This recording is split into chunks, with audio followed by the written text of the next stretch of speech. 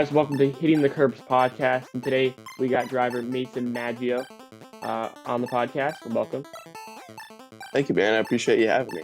Oh, no worries. And I think the first thing we got to talk about is that amazing run at Nashville, the best that 34 truck has run this season. Just kind of walk us through that weekend for you and, what kind of led to that finish. Yeah. So that weekend was really, really cool. Got a call Wednesday night from Josh Rayome asking if this opportunity was something that we would be interested in. And between me and my dad, we're kind of partners in crime with figuring this stuff out. So was figuring it out a little bit overnight, and lo and behold, Thursday morning we got it all situated, and we're scrambling to get logos put on the truck and figure out the paint scheme, the seating, the whole 9 yards, and then planning flights to get to Nashville. So Thursday was crazy to say the least. And then, lo and behold, we get to the track on Friday. So everything escalated quickly. And we kind of went there, on a tight budget per se. We didn't go there with a full allotment of tires. So that made it even more cool that we were able to finish in the top 20, knowing we only had one set of sticker tires, and we didn't put them on until the end there. So truck was really, really fast all day long. We unloaded with some pretty good raw speed, just had to make a few minor tweaks. I think I tried to get a little bit too much in qualifying, but overall we did what we needed to do to make the race against, I think it was the 14. So then we just raced really well. I mean, top 20 around the top 25 was, without attrition, realistically where we needed to be. And it was something that I thought we were in a good position with. Stayed on the lead lap for a majority of the race, and, was just in a good position there when it mattered. So I really wish that last caution didn't come out. We were on the short runs there towards the end. We were really, really loose to fire off, and we got around the 20 of Nick Lights, and props to him, by the way. He and I ran a great race the whole night long, and we were catching the one truck there at the end for about 18th, and then the caution came out. But regardless, it's still a top 20. It put Josh, his 34 truck, in a much better point situation. And, it was something for all of us to be excited and to build on. So looking forward to hopefully having a couple more opportunities with him later this year and hopefully for the future. And now, what is the mental preparation? Because you said you only got the call Wednesday, and most drivers at this point, who run every week can prep maybe on iRacing a sim to get prepared for the race weekend. And, you had no preparation. You just came in, flew to Nashville. So what were you mentally kind of going through? Were you freaking out all? With the pressure of, knowing that you have to qualify into races, that's when you really want to put in, I think, the time and the effort. That's extremely important because, at the end of the day, you don't get much back if you don't make races, right? So, and on top of that, people don't know the full story of why you don't make races. So preparation is extremely important for a guy like myself who's driving for teams that, aren't the best in points type situations.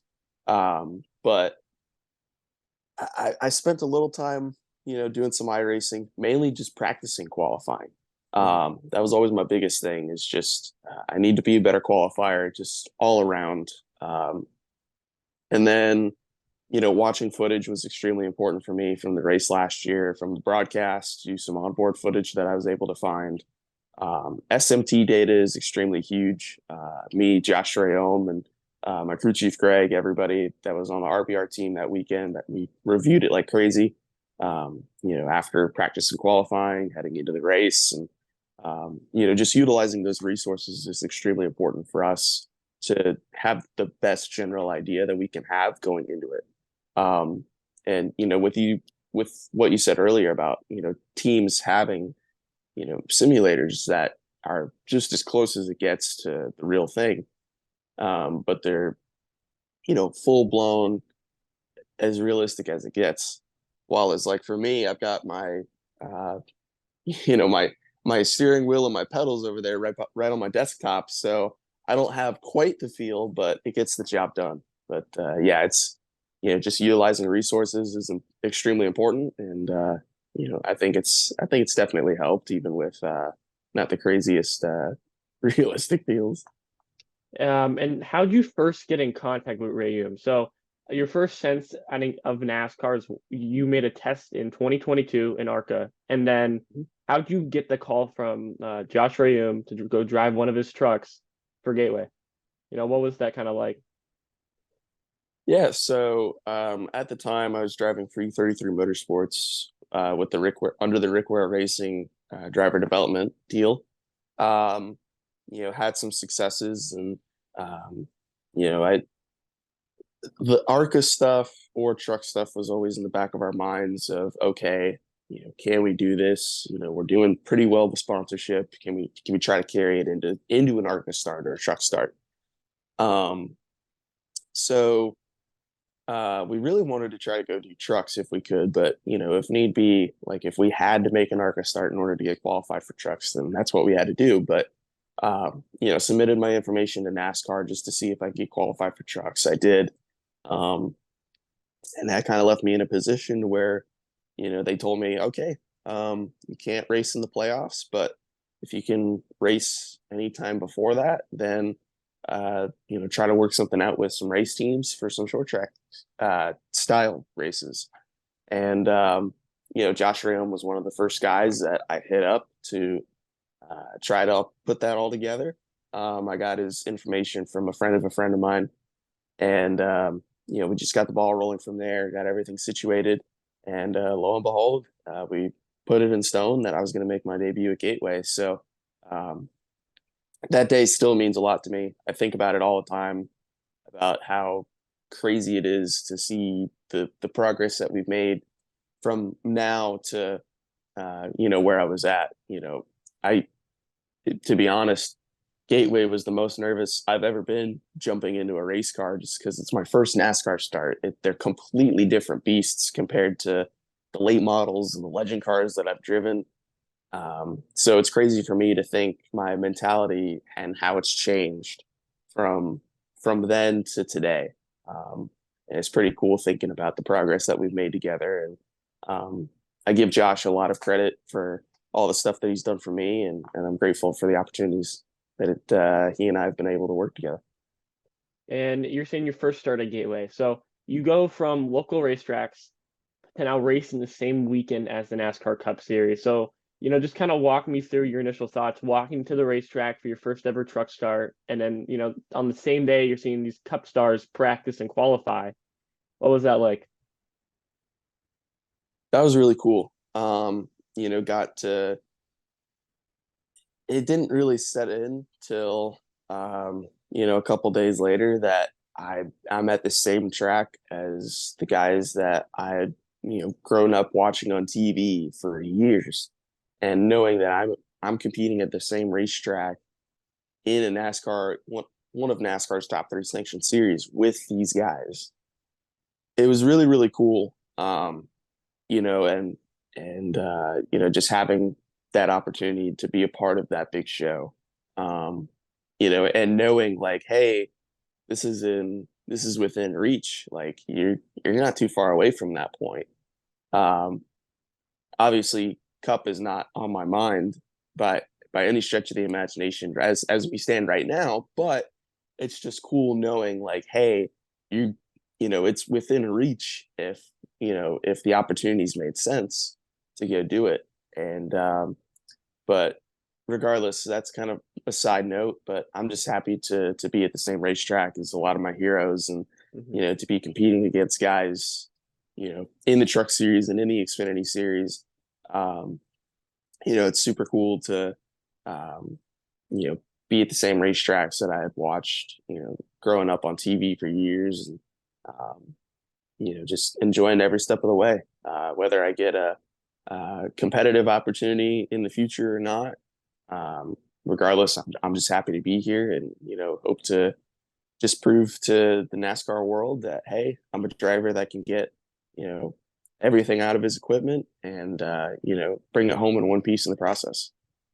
And before you got started in racing, you know, what kind of led you to that, career path? Like, I want to grow up to be a driver in NASCAR. What made that decision? Yeah. So I was kind of a late brewer in a sense, right? You hear about guys that are competing, in Trucks Xfinity Cup nowadays where they said, oh, I started when I was, 5, 6, 7 years old. I didn't realize I wanted to do this till I was about 11 and a half, 12 years old. Um, grew up, my family would always watch NASCAR races on Sunday. As a little kid, having a short attention span, I'd watch the start and then, go play with my toys for the rest of the day. So um, I didn't really get an understanding for it till went to a go-kart track with some buddies. And they had like a little rental go-kart deal where you could just go and have fun. Ended up being really quick. And that's kind of when the passion started to spark. And I realized, oh, okay, this is pretty fun and I'm pretty quick. So I kept going back there a couple more times. Originally thought like, hey, this could be a pretty fun hobby, something to look forward to. And what really sparked my interest to try to chase a career was when I went to the 2017 Daytona 500 and Mm. watching how that race unfolded in person. And then I realized I was like, okay, this is not going to be just a hobby. This is going to be I want to do exactly what those guys were doing out there. Somehow, some way, I want to try to find a way to do it. So that's when the spark arose. Spent my first couple of years of racing Bandoleros and legend cars. Uh, then obviously last year and the year before that ran some late model stuff, and now here we are in the truck series. It's a little bit fast paced of a career, but regardless, I think I improved myself on the short track rankings enough to where, with the opportunities that I'm given, it's respectful and it makes sense. So, um, hope to be here as long as I possibly can, working hard on the sponsorship side of things and putting opportunities together and, um, you know, going to keep working, keep grinding. Now you've driven, multiple different cars to get to this point, different race cars. But what was your favorite growing up that you loved to drive? You'd get in any time if you had the opportunity. Yeah, I really enjoyed my campaign with E33 Motorsports, driving their pro late models.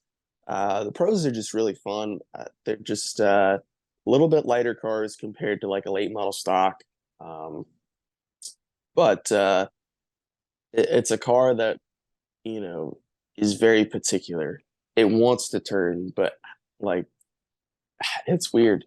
Um, it wants to do things if you do it right, and you can maneuver it a bit and really kind of push it to the edge. I've always found that I could really push those cars a lot more than I could with any other race car. Um, I really like legend cars on road courses in particular. Those things are really fun on road courses. So, um, yeah, if I had the opportunity to go do one of those two, that'd be really, really cool. And I'm still really close with E33 Mhm. Motorsports, and hopefully I can twist my car owner JR Courage's arm a little bit and see if I can hop back into one for a race or two. Uh, that sounds like fun. I would want to do it myself, but what driver, did you follow growing up? Everyone, you know, has their favorite driver and wants to be exactly like them. So who was your driver that you would always root for? Yeah, growing up, my dad was a Jeff Gordon fan, so naturally it came over to me Mhm. that I was a Jeff Gordon fan. Um, and like my grandfather was a Dale Jarrett fan, and then when he retired, he was a Dale Earnhardt Jr. fan. So I was always kind of caught between the two. But Jeff Gordon was always kind of my number one guy. Like I said, I didn't know too much about racing when I was younger. I just knew, the drivers, the paint schemes, and all those things. So, would have Jeff Gordon die casts. I had a Jeff Gordon poster. Um, I mean, I wish I didn't get rid of it when I was younger, but I had one of those Jeff Gordon phones Oh, with the race car, and that you dial on there. And I remember I'd use that thing a ton when I was younger. Would always call my dad, bothering him at work, and would call my grandfather, my grandmother. So um, yeah, I was definitely a big Jeff Gordon fan, and I still have some diecast and memorabilia whenever I find some at like a thrift store or anything like that. So, um, but now I've come to the point to where I'm just a NASCAR fan as a whole. I don't even root for a particular driver anymore. I'm just an overall fan. So, pretty neat how it changes like that when you see it from different perspectives. and so let's kind of jump up to the action happening right now, and that's the Xfinity Series at Chicago. And you made your first Xfinity Series road course start at Portland, and well, that race was it's kind of giving me flashes of what's happening now, raining at the Chicago Street Course and its debut race. So, is there anything that you could take from your experience from the chaos at Portland and kind of apply that to what the drivers are facing now at Chicago? To an extent, I think Chicago, there's so many unknowns going into there, right? I mean, like it's a street course. There's Hmm. gonna be different aspects of the actual course that can't compare to your average road course like a Portland or a Watkins Glen. Um, it's going to be different. It's something that I'm personally really excited for, and I prop NASCAR for expanding their horizons and wanting to try something. Um, it's realistically, my road course experience is pretty limited. So if I were to go to Chicago, I don't know if I'd do as well as some guys, but you know, I think um, I think this is something that could be really exciting and that we can propel for the future, whether that be Chicago or somewhere else. I think it's an opportunity to really see put NASCAR's two of the three top series to the test. Um, you're going to see some drivers that normally wouldn't make uh, headlines in certain races that I think will surprise us and do just that. Maybe some road course ringers or maybe some guys figure it out quicker than others. So it'll be really interesting, and it's one I'm definitely excited to watch this weekend. And I know everybody's talked very, very highly of it.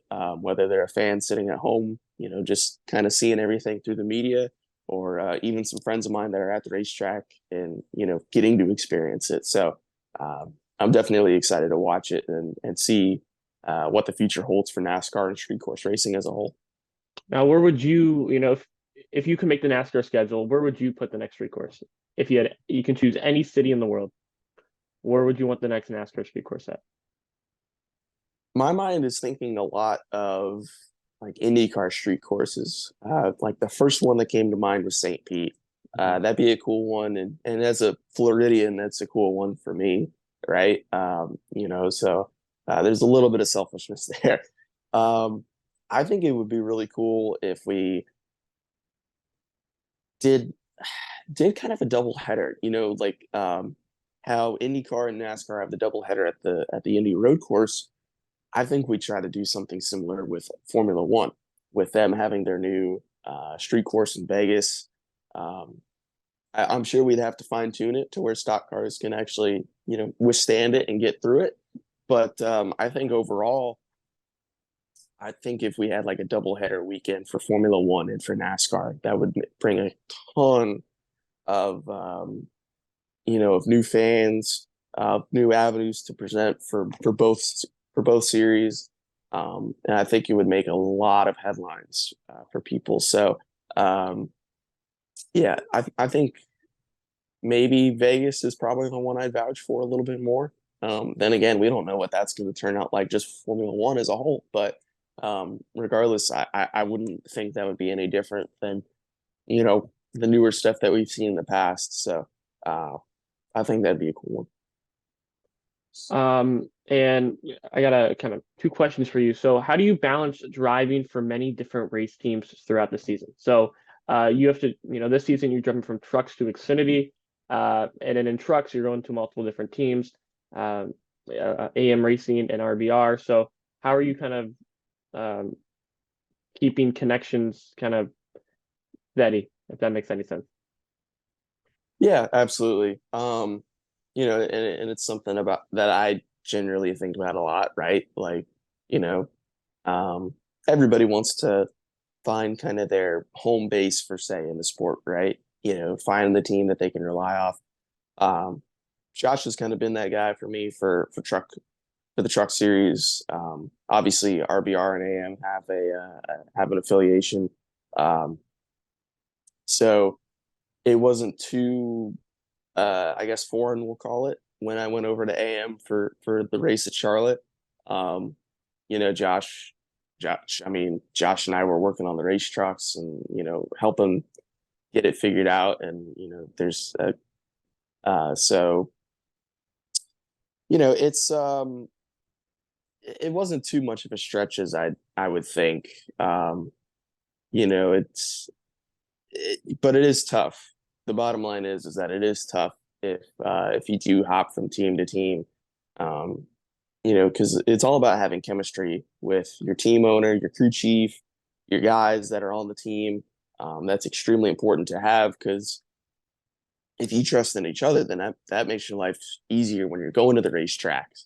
Um, and when you have to switch it up almost every single weekend, whenever you get an opportunity, it's tough when you don't have chemistry with certain teams, right? So, and at times that can lead to, maybe a little bit of like not as trustworthy feel, or chemistry rather. So, I've been thankful enough to have worked with Josh a handful of times, and his guys, and we have good chemistry, really, really good chemistry, both on and off the racetrack. So, um, we've continued to get better and better this year, in particular, from Kansas to obviously where we were at now with that 20th place finish in Nashville. So um, that's extremely important when hopping back and forth. But yeah, it's no easy task. But there's times where you just got to adapt to what you're given.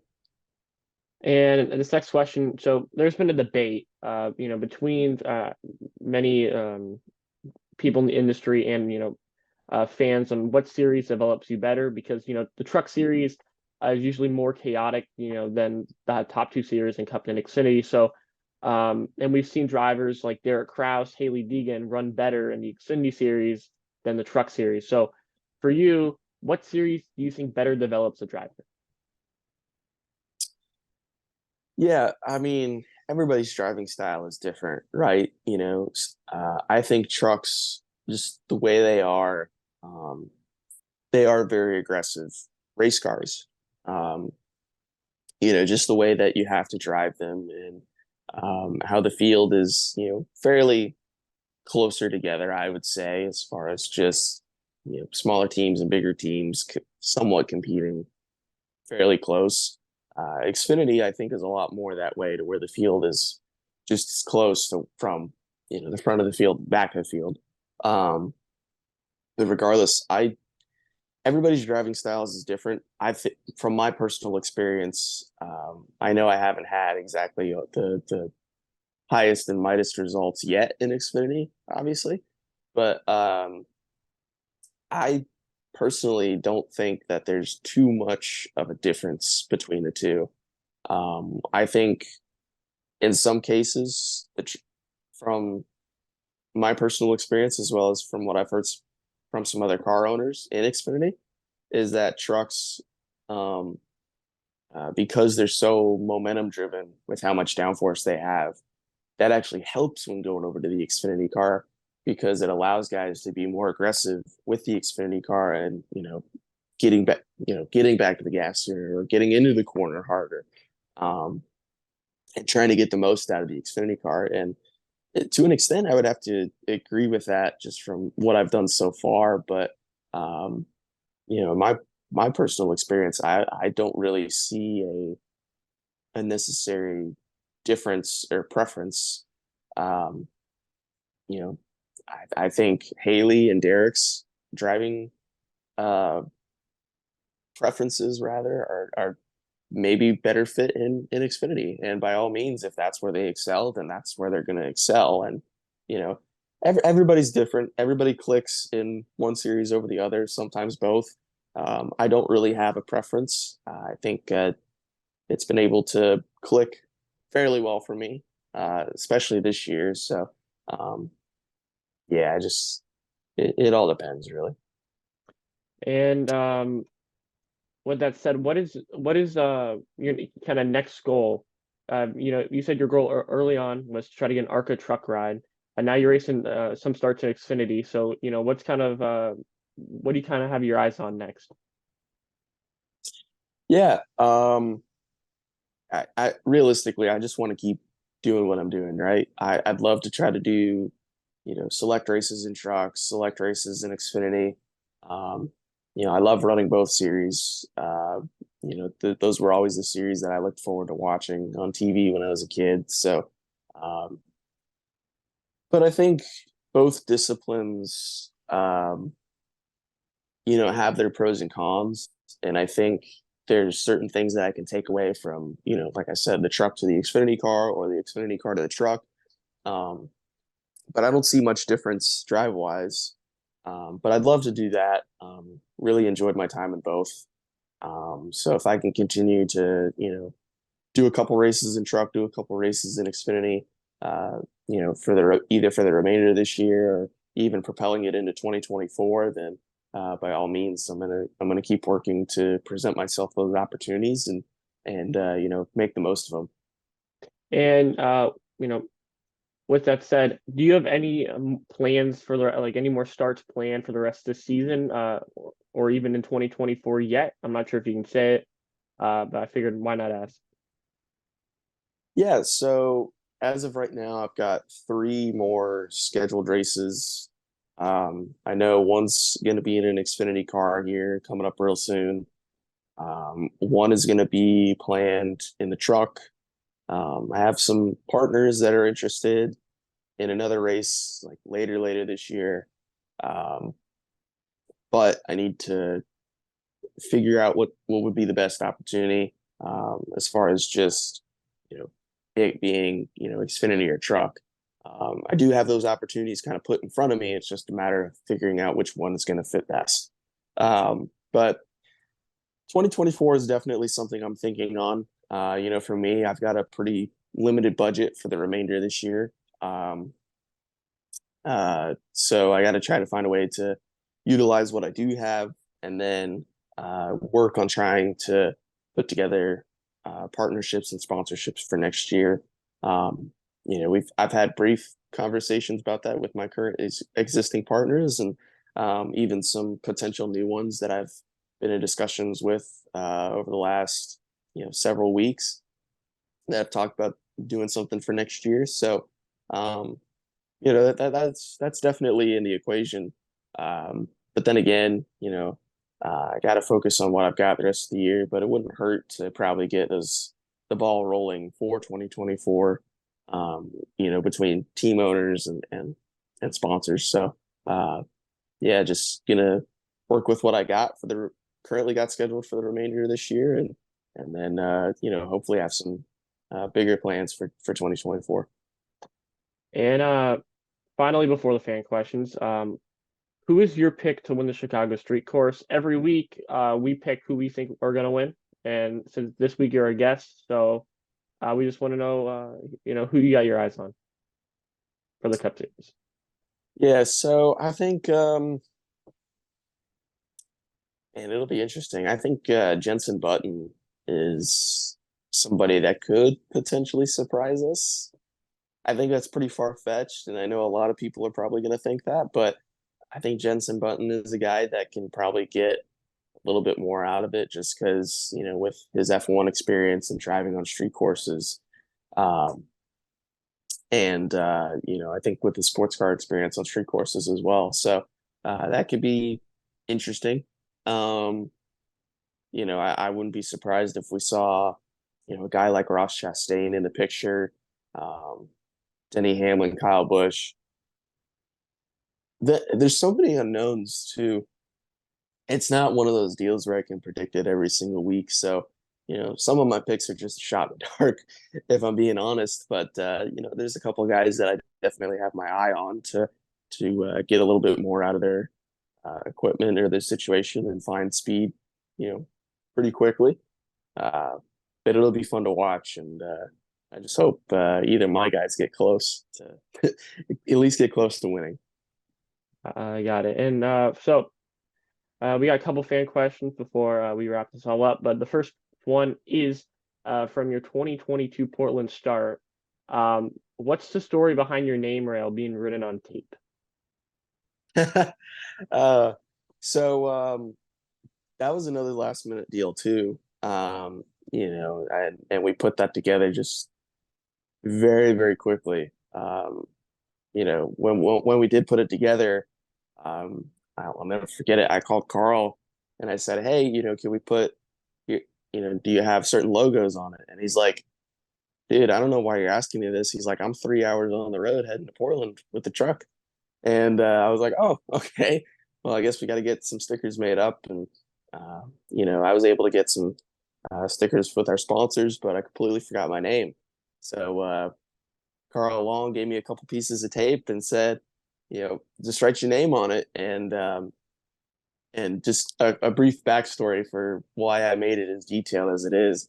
I went to an art school in middle school, so I was like, all right, I'm gonna make it, very creative and make it stand out a little bit more than just writing it in a standard way. So it was talked about pretty well in the garage area when some people took a look at it, but yeah, that was a pretty funny moment. Um, Another one is if you had the opportunity to drive any race car in the world at any racetrack, what would be your choice? Ooh, um, outside of NASCAR, I'd love to do something sports car related, with like IMSA in particular. Um, would love to do Road America or Daytona, maybe even Sebring. I'm always caught in the middle. I'm very undecisive, as you could probably tell, but I'd be somewhere in between that. I love sports car racing. Um, it's something that I've always had a deep respect for, and I've done a little bit of sports car racing before. Haven't gotten the outcomes that I've wanted in sports car racing, but it's such a team player kind of racing. Um, putting your trust in the other drivers that you're working with, and having the car last, 8 hours, 10 hours, 12 hours, even 24 hours. So it's such a unique take on racing, and I have such a big respect for it. So that's something sports car related would be really, really cool. Um, what was your favorite moment in racing watching as a fan? Um, I think 2017 Daytona 500, like you said, just because, or like I said, excuse me, and just because that was the race that sparked it all. Um, I generally I look back at that race sometimes and see how it really unfolded because obviously that was years ago. But I think it's just such a unique way of how it unfolded was interesting from wrecks to seeing who's going to make it to the end, the guys running out of fuel, and seeing who's going to make the right move at the right time to win the race. So that was a really cool one for me, and it's one that I really enjoyed watching in person. And finally, what's the biggest adversity you faced in your career so far? Um, it's probably over last off season. Um, you know, had an opportunity to go, with another truck team. I'm going to keep it disclosed for particular reasons, but had an opportunity to go with a different team and put the opportunities and the funding in place to go do. I think it was roughly 8 races, um, and the deal blew up before we ever got to the racetrack. So Um, that was a tough one to swallow. Um, you know, thinking I was going to have, a couple races guaranteed, moving forward into the year to, okay, now I'm with the sponsorship that I do have, I'm having to plan week by week now. So, um, but it's humbled me too at the same time, right? So, um, it's adversity. If anybody said that this sport would be easy, then a lot of people would be doing it, right? I'm learning a lot both as a driver and then as a brand and somebody that's working on the business side too. So um, it's tough, man, but you got to keep moving forward. And I'm thankful to be surrounded by really, really good people in this sport, like Josh Ram, Carl Long, and a couple other people in this sport that believe in me and have given me opportunities when uh, you know even when I didn't think there was opportunities out there. So um, thankful to have good people and to I think finally start clicking, putting the results together. So um, just going to keep moving forward and continue working with good people like them. Well, thank you for hopping on with me for this podcast. Thank you for everyone for watching.